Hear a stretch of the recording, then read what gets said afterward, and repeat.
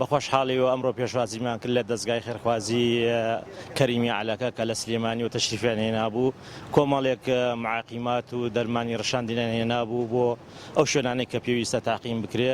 ئێمە لای خۆمانەوە وەکو قایم قامێتی دەربەنی خان و خەڵکی دەربەنی خان زۆر سوپاسیان ئەکەین و هیواداری نمونەیان زۆر بێ. دەستگای خێرخوازی کەریمی عەلەکە یەکێکە لەو دەستگا ئەکتیڤانەی کە ئەمڕۆ لە کوردستانە کارێکی زۆری لە ڕۆبەڕووبوونەوەی ڤایرۆسی کۆڕۆنا کردو لە شار و شارۆچکە جیاوازەکانە.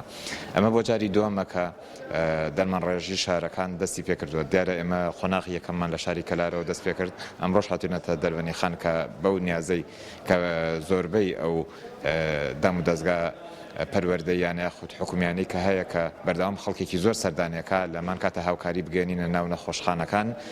ئەوەی کە ئێمە بکرێت پاراستنی ژیانی خەڵکیە. هەموو ئەم پرۆژانەی کە دەستگای خێرخوازی کەریمی عەلەکە ئیکات بە سپۆنسەری بەڕێز دکتۆر تەها ڕەسوڵە، یەکێکە لەو کەسایەتیانەی کە کارێکی زۆری کردووە، ئەنجامێکی زۆر باشیشە بۆ کاکرێ ئێمە هەمومان شانازی بۆ بکەین کار لە کوردستانە کەسایەتێکی وا هەیە هاوکارە بۆ ڕزگاربوون یاخود بڵێن بۆ ئارامبوونەوەی ژیان لە ناو کوردستانە.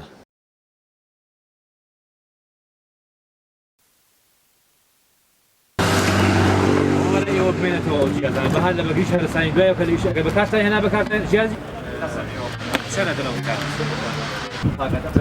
بە دایرێکی خۆیان کەمە زیمەنیە لەسەر منەوە هێنا ئەو دەرمانەکە